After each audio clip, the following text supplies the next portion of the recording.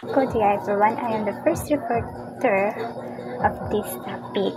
So my topic is all about ethical leadership and social justice. Ethical leadership prioritizes the well-being of its followers and promotes social justice by ensuring everyone receives that they deserve, eliminating bias and building supportive community. Through fair decision making and equitable actions, this approach builds trust, inspires positive change, or contribute to a more just and compassionate society by leading by example of advocating for moral values. So, as a leader, kinahanglan kabalutan mo balance, no? Kita ang lead sa itong mga members to be fair. So, dapat fair ta sa pag-treats individually, no bias. So, i-prioritize na to ang social justice sa to ang mga as a leader. So, willing sad ta sa leader, willing sad ta mo maminaw sa to ang mga members kung sa Manila hang gustong istorya. So, lang gustong mahitabo. What is ethical leadership?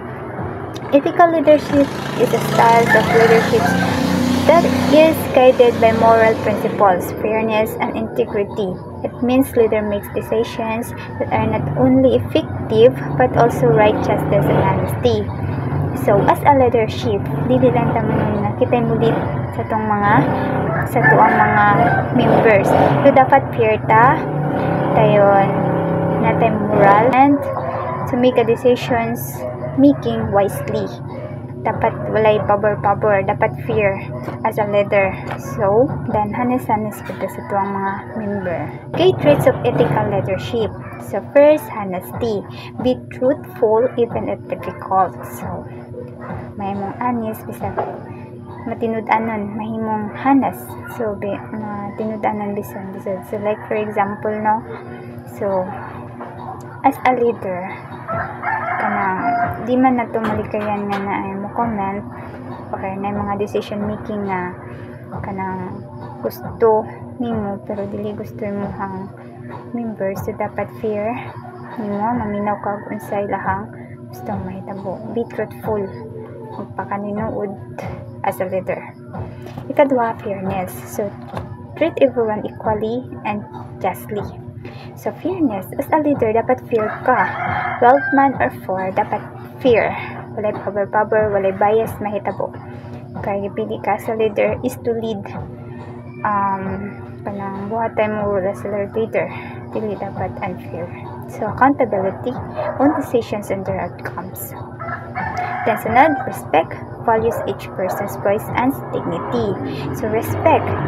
Respect mo ang mga tao kung sa ilahang gustong speech out, kung sa ilahang gustong istorya, just listen and respect. Then, refer ka mga tagong options if musupport sa ilaha kung goods na to siya. Because as a leader of the community, dapat ikaw ang mo balance sa mga decision na ipangbuhat sa imong mga members. So, if di po ka pwede mo decide na wala ka nang ayog authorization sa mga members. Dapat fair. So, as leaders, respect. Respetuhon na to. Respetuhon nimo as a leader kung unsa ang kanang gustong sa mga members. Then, imuhang i-balance if it's good or not. So, muna siya rules as a leader. Integrity. Acting consistently with values, honest, and transparent. Integrity, mao ni siya ang imuhang pagka-honest o nakay strong moral principle nga mo show off. Like sa honesty is being an honest sa usa nimo ka youth, and transparent being mo'y way nga para mas abtan sa uban kung unsa gyud being a leader. Responsibility, being accountable for decisions and actions. So, pag usa ka leader, syempre dapat makabalo ka kung unsa imong usa ka responsibilidad, usa ka leader. Kay ug pananglitan nga usa ka leader din di ka kabalo kung unsa imong mga responsibilidad, dili ka matawag nga leader. Role modeling, leading by example to inspire others. So, pag usa ka leader, dapat ikaw ang mahimong kanang inspirasyon pod sa mga kabatan-onan or sa katawhan para nga ma-inspire sila og mas manindot ang ang outcome kay usa ka leader, so ikaw jud ang mahimong example nila para nga mo lambo pa og ayo mo. What is social justice? Social justice is the principle of society where individuals receive equitable distribution of wealth, opportunities, and privilege, ensuring the rights are recognized and protected. It involves addressing systemic inequalities and advocating for a society where everyone has fair access to resources, decision-making power, and fundamental human rights, regardless of their background. Key aspects include equal access to education, healthcare, housing, and economic stability, as well as combating discrimination and promoting participation in democratic processes. So, ang social justice ay dapat pantay-pantay ang magbibigay sa atin ng mga wealth, opportunities, and privilege, ensuring sa ato ang mga rights and are recognized and protected. So involved would diri ang systemic inequalities and advocating for a society kung saan bawat isa sa atin ay kanang fair ang pag-access to resources and decision-making power. So, core principles of social justice: equality, the foundation belief that all individuals are created equal and deserve equal rights, opportunities, and treatment under the law. So, kita mga tao dapat equal tatanan and deserve po nato kanang equal rights, opportunities, and treatment kanang under the law. Access, ensuring that all individuals and really and equally assist the institution, service, and benefits a society provides, such as educational, healthcare, and economic opportunities. O din ko itong mga programa di ay. So, ang mga programa sa mga gobyerno ba, yatag. So, dapat lang ang mga bata daw, dapat basilawon yun sila. Mapobre man o madato para na sila ma-learn ba o makatrabaho sila sakto. Equity, recognize that people may need different support to achieve equal outcome, thereby requiring a fair distribution of resources to address specific disadvantage. So, ang equity, example sa equity is kung manarabaho ta, dapat patas ang sweldo, walang kulang ba, dapat equal siya tanan.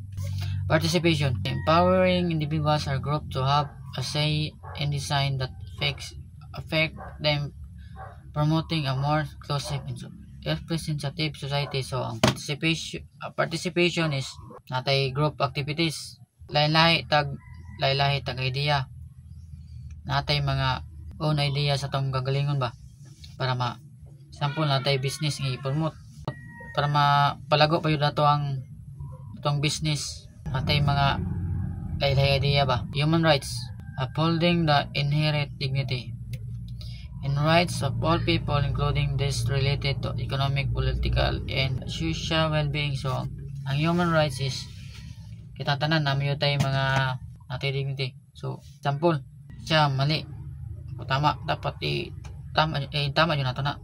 Ang mga tao ba na yung mga nasa lay rights po.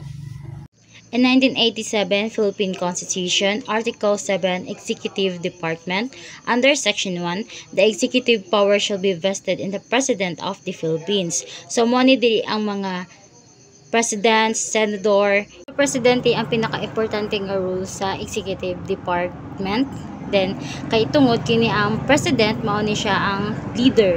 Siya ang mahimong guide. Siya ang kanang muhatag og mga